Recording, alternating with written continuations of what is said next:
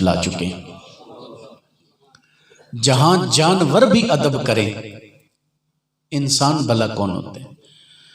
اور پھر وہ انسان تو وہ تھے کہ لوگ بھی کہنے پر مجبور ہو گئے، نہ اس دھرتی پیدا کیتا اے نہ جان اسارا ورگا۔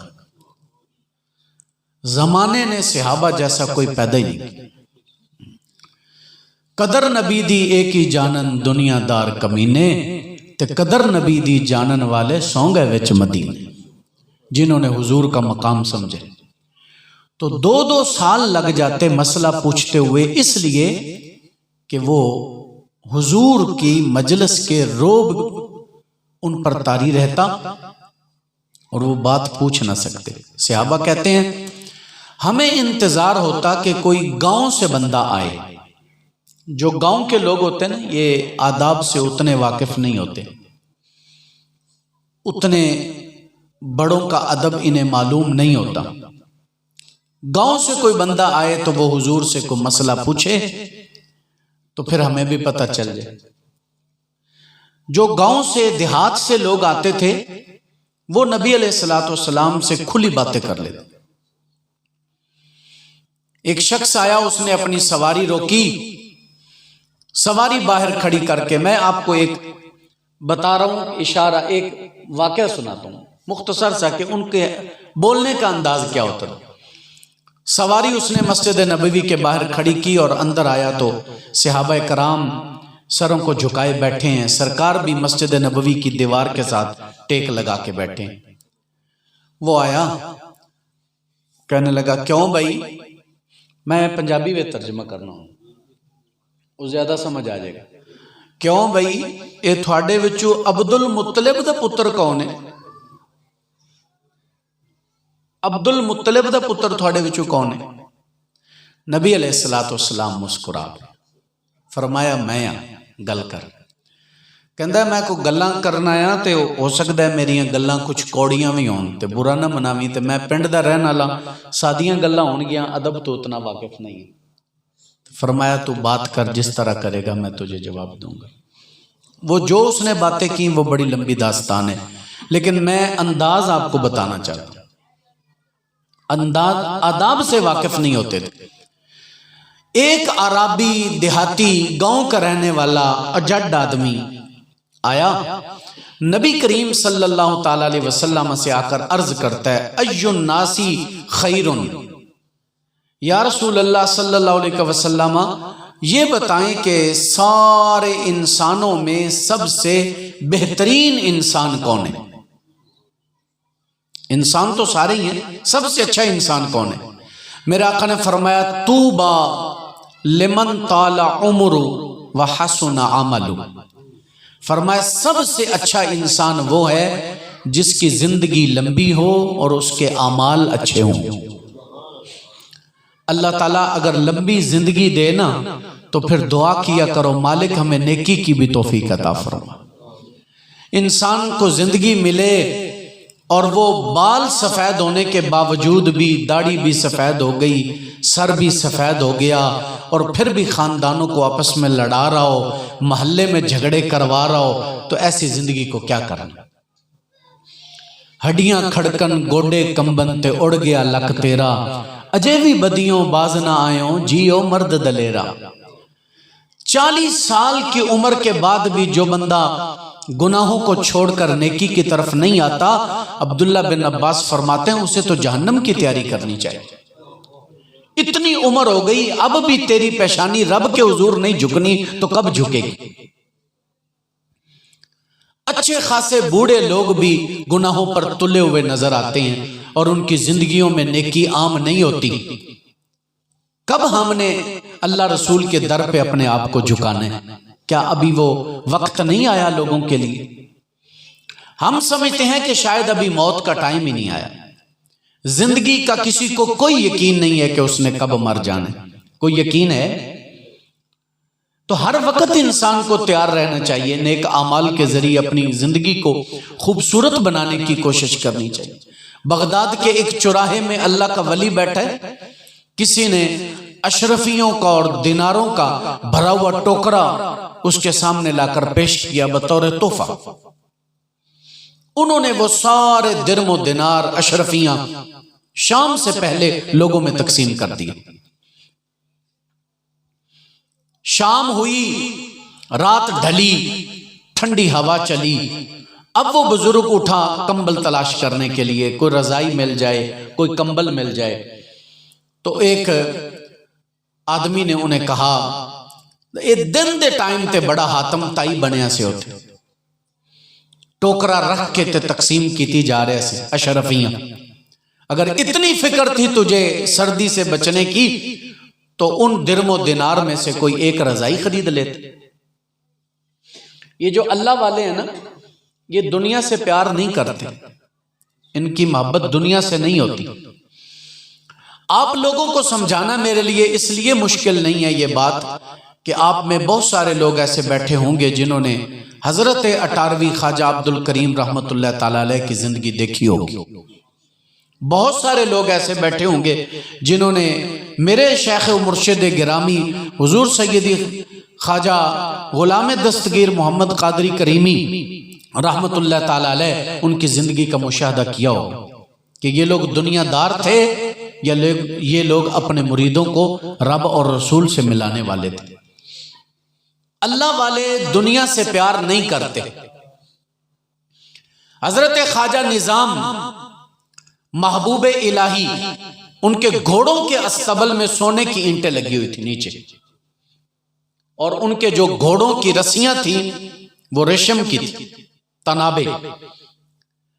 بادشاہ وقت نے ان کو خط لکھا کہ تم جو فقیر لوگ ہو، اپنے آپ کو اللہ کا ولی کہتے ہو، اور تمہارے بارے میں تو میں نے یہ سنا ہے کہ تم دنیا دار نہیں ہوتے، لیکن مجھے پتا چلا ہے کہ تمہارے گھوڑوں کے استبل میں سونے کی اینٹیں لگی ہوئی، ہمارے اوپر اعتراض کرتے ہو کہ ہم دنیا دار ہیں، تو مجھے بتاؤ کہ سونے کی اینٹیں گھوڑوں کے استبل میں تم نے لگا رکھی ہیں کہ ہم نے لگائی ہیں؟ دنیا دار کون ہے؟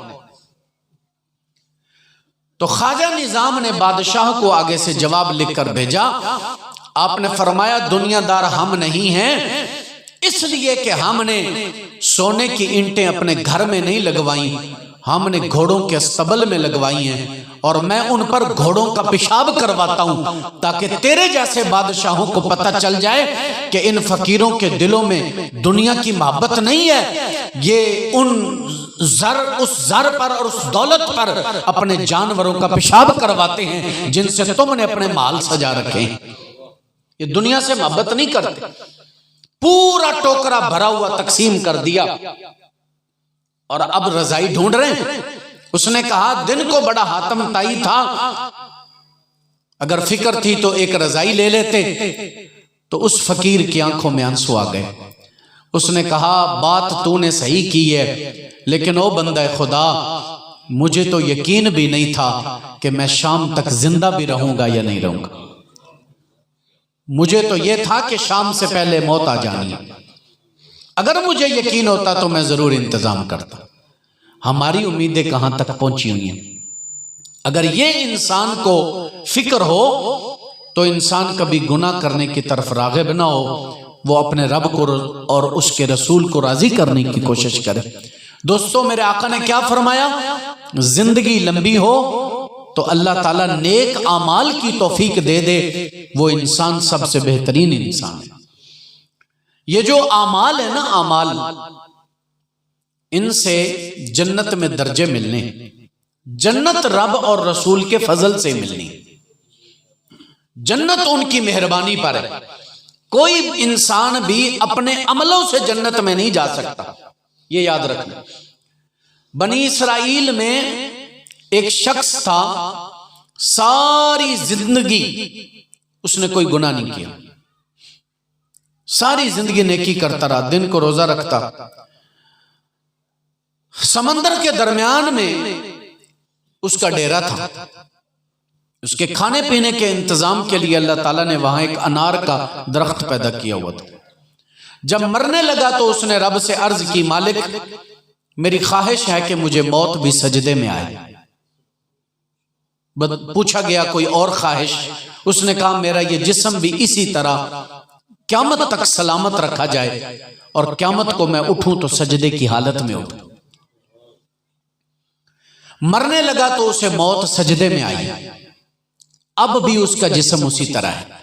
یہ بات حضرت جبریل امین نے نبی علیہ السلام سے عرض کی اور عرض کرتے ہیں آقا ہم اب بھی جب آتے ہیں آپ کے حضور حاضری کے لیے تو اس بندے کو اسی طرح سجدے میں دیکھ کر آتے ہیں، وہ اب بھی سجدے میں پڑا، لیکن جب قیامت کا دن ہوگا رب حکم دے گا اس کو میرے فضل سے جنت میں داخل کر دو، وہ بندہ عرض کرے گا مالک میں نے پوری زندگی گناہ ہی کوئی نہیں کیا، مجھے میری نیکیوں کے بدلے جنت دی جائے۔ رب فرمائے گا چلو یہ حساب پہ اترا ہے تو اب اس کی نیکیاں ایک پلڑے میں رکھو، اور میں نے جو اسے نعمتیں دی تھی اس میں سے ایک آنکھ والی نعمت دوسرے پلڑے میں رکھو کہ یہ میری نعمتوں کا شکر بھی ادا کر کے آیا یا نہیں آیا۔ اس کی ساری زندگی کی نیکیاں ایک پلڑے میں رکھی جائیں گی اور اللہ تعالیٰ کی ایک نعمت آنکھ والی دوسرے پلڑے میں رکھی جائیں گی، رب کی نعمت بھاری ہو جائے گی، اس کی نیکیاں ہلکی پڑ جائیں گی۔ اب حکم ہوگا اسے گھسیٹ کر جہنم کے گڑھے میں ڈال دو، پھر وہ عرض کرے گا مالک اپنے فضل سے جنت دے دے۔ تو بتانے کا مقصد یہ ہے کہ یہ اعمال ہمارے عملوں کے ذریعے جنت میں نہیں جانا، جنت رب کے فضل سے ملنی ہے، اور نہ ہی انسان کو اپنے اعمال پہ گھمنڈ کرنا چاہیے۔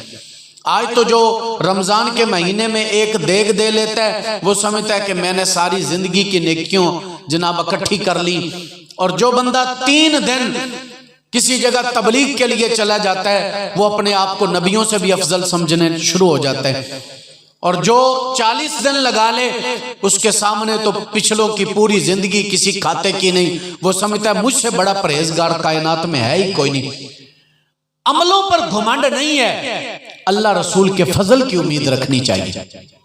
ہاں عمل انسان کے لیے جنت میں بلندی درجات کا سبب بنیں گے۔ ایک درجے سے اوپر والا جو درجہ ہے نا، اگر نیچے والا اوپر والے کو دیکھنا چاہے گا تو اپنی دستار کے اوپر ہاتھ رکھ کے دیکھے گا، اتنا اونچا درجہ ہوگا۔ تو یہ درجے کس سے ملنے ہیں؟ یہ انسان کے اعمال سے ملنے ہیں، اور اعمال انسان کو کرنے چاہیے نیک عملوں کے ذریعے۔ قبر کے اندر بھی انسان کی قدر ہوگی، حشر میں بھی قدر ہوگی، قبر میں بھی فرشتے پہچانیں گے یہ حضور کا امتی کوئی آیا ہے، سرکار کا غلام آیا ہے، ورنہ یہ لوگ جن کے لیے ہم پاپ کرتے ہیں نا یہ تو سارے چھوڑ کے واپس آ جائیں گے۔ یہ تو قبر میں رات گزارنے کے لیے تو سگا بیٹا تیار نہیں ہوتا، جو بیٹیاں باپ کے بغیر ایک پل نہیں گزارتی وہ نہیں تیار ہوتی۔ انسان کے جگری یار بھی چھوڑ کے آ جاتے ہیں، جڑے کہندے سن مرانگے نال تیرے اج انہاں بھی بازیاں ہاریاں نے، جڑے ترستے سن دن راتی دید لئی اج انہاں بھی باریاں ماریاں نے، محمد بوٹیا جھوٹا ہی جگ سارا کملی والے دیاں سچیاں یاریاں۔ حضور نے کام آنے وہاں انسان کو زندگی ملے تو دعا کیا کرو اے اللہ ہمیں نیک عمل کی بھی توفیق عطا فرما۔ میں حدیث عرض کرتا ہوں، اختتام کی طرف آ رہا ہوں۔ مسند احمد میں حدیث ہے، نبی علیہ السلام نے فرمایا جب مردے کو قبر میں دفنا دیا جاتا ہے اور وہ اپنے سوالات میں پاس ہو جائے تو اس کے پاس ایک آنے والا شخص آتا ہے اور کہتا ہے گھبرانے کی ضرورت نہیں، میں آ گیا ہوں تیرے پاس۔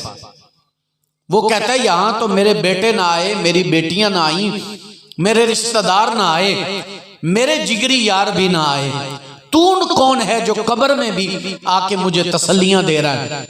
آگے سے وہ جواب دیتا ہے انا عملک الصالح، میں تیرا نیک عمل ہوں جو دنیا میں تو کیا کرتا تھا۔ تو اب قبر میں نیک عمل انسان کو تسلیاں اور دلاسے دینے کے لیے آیا ہوا ہے۔ تو سرکار نے فرمایا زندگی لمبی ہو اور عمل اچھے ہوں، سب سے بہترین انسان وہ ہے۔ اس آدمی نے اگلا سوال اٹھایا، کہنے لگا یا رسول اللہ صلی اللہ علیہ وسلم یہ بھی بتا دیں کہ عملوں میں سے سب سے افضل عمل کون سا ہے؟ میرے آقا نے فرمایا ان تموتا وَلِسَانُكَ رَطْبٌ مِّن ذِكْرِ اللَّهِ، فرمایا سب سے اچھا عمل یہ ہے کہ جب تو دنیا سے جائے تو تیری زبان پہ اللہ کا ذکر جاری ہو۔ یہ بھی آخرت کی فکر حضور نے دلائی۔ آج آخرت کی فکر بالکل ہی ختم ہے، ہمیں خبر ہی نہیں کہ قیامت کو ہم نے کسی کے حضور کھڑے ہونے ہیں، وہاں جواب دینے ہیں، اپنی زندگی کا حساب دینے ہیں۔ جن کو فکریں تھیں نا وہ تو دن رات رویا کرتے تھے۔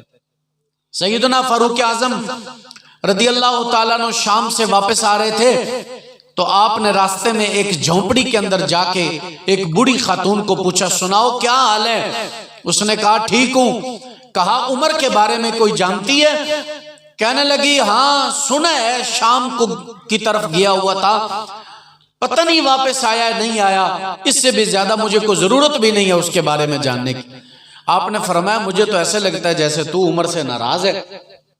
کہنے لگی ناراض نہیں ہونا تو اور کیا کروں، جب سے یہ حکمران بنے میرے خیمے میں میری خبر لینے ہی نہیں آیا۔ حضرت عمر فرمانے لگے او خاتون، عمر کو کیا پتا کہ تو یہاں بیٹھی اتنی دور ڈیرا لگایا تو نے خیمے میں، عمر کو تیری کیا خبر ہے؟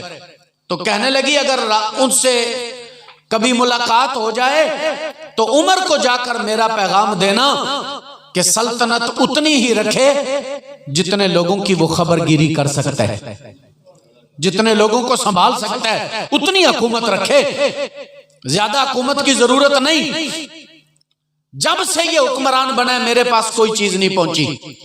حضرت عمر رو پڑے۔ آپ فرمانے لگے عمر قیامت کو تیرے گریبان پکڑنے والے کتنے لوگ ہوں گے، کتنے لوگ تیرے بارے میں رب کے حضور مقدمے پیش کریں گے۔ تو آپ نے فرمایا او خاتون میں چاہتا ہوں کہ عمر کو جہنم سے بچا لوں، تو یہ جو اپنا حق مظلومیت ہے تجھے کچھ نہیں مل سکا یہ اسے معاف کرتی ہے۔ تو وہ آگے سے کہنے لگی میرے ساتھ مذاق نہ کر۔ حضرت عمر اصرار کرتے رہے، فرمایا میں خریدنا چاہتا ہوں کہ تو اسے معاف کر دے، اپنا حق مظلومیت دے دے، کتنے میں بیچنا ہے؟ انہوں نے کہا چل پھر 25 دینار کڈنا، 25 دینار کڈ دے میں انہوں معاف کر دینا، بڑا خیر خواہ آئے ہیں تم۔ آپ نے 25 دینار دیے، اس نے کہا میں نے معاف کر دیا۔ فرمایا لکھ کر دے کہ اب قیامت کے دن عمر کی کوئی چیز تو عمر کا کوئی مقدمہ رب کے سامنے پیش نہیں کرے گی۔ حضرت عمر نے اپنی قمیض پھاڑ کے اوپر لکھوا لیا کہ قیامت والے دن یہ عورت اللہ کے دربار میں میرے بارے میں کوئی شکایت نہیں کر سکتی۔ آج کے دن تک پچھلے جتنی غلطیاں ہیں عمر نے 25 دینار دے کے اس سے معافی لے لی ہے، لکھ لیا، اور پھر اس پر مولا علی کے اور حضرت عبداللہ بن مسعود کے سائن کروائے، اور پھر مولا علی کو فرمایا علی جب میں مر جاؤں تو یہ پرچی میرے کفن میں رکھ دینا۔ ان کو فکر تھی قیامت کی، دن رات روتے تھے۔ مولا علی بھی راتوں کو اٹھ کر اپنی داڑھی پکڑ کے روتے تھے، الہی عبدک العاصی اتاکا مقرم بالذنوب وقد دعاکا، مولا یہ تیرا گناہگار بندہ تیرے دروازے پر حاضر ہے، اسے بھی معاف کر۔ ہم تو کبھی رب کے حضور رونے کے لیے بھی تیار نہیں ہوئے کہ ہم اپنے گناہوں کی معافی لے لیں رب کے حضور، وہ تو ایک آنسو پہ بھی مان جاتے ہیں۔ میرے آقا نے کیا فرمایا؟ سب سے اچھا عمل یہ ہے کہ جب تم دنیا سے جاؤ تو تمہاری زبان پر اللہ کا ذکر جاری ہے۔ اور افضل الذکر کیا ہے؟ سارے بول لیں ایک بار، افضل الذکر لا الہ الا اللہ۔ امام شارانی نے لواقح الانوار میں لکھا، مولا علی ایک دن حاضر ہوئے، عرض کرتے ہیں آقا رب کے قریب ہونا چاہتا ہوں، کوئی وظیفہ بتا دو، اور ایسا وظیفہ ہو جو سب سے اعلیٰ ہو۔ میرے آقا نے فرمایا لا الہ الا اللہ کا ذکر کیا کر۔ عرض کی حضور یہ تو سارے ہی پڑھتے ہیں، مجھے کوئی علیحدہ سے وظیفہ بتائیں۔ سرکار نے فرمایا علی اگر ایک پلڑے میں 7 زمینیں اور 7 آسمان اور جو کچھ ان کے درمیان میں ہے سب رکھ دو، اور دوسرے پلڑے میں لا الہ الا اللہ رکھ دو، یہ پھر بھی بھاری ہو جائے گا۔ یہ اتنا بڑا ذکر ہے. مجھے تو افسوس ہوا، ایک دن سفر میں تھا، نماز پڑھنے کے لیے مسجد میں حاضر ہوا، کچھ رکھتے رہ گئی.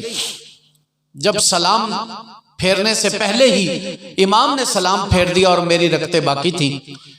میں پڑھ رہا تھا تو وہاں شور، مسجد کے اندر بہت بڑا شور بپا ہوا.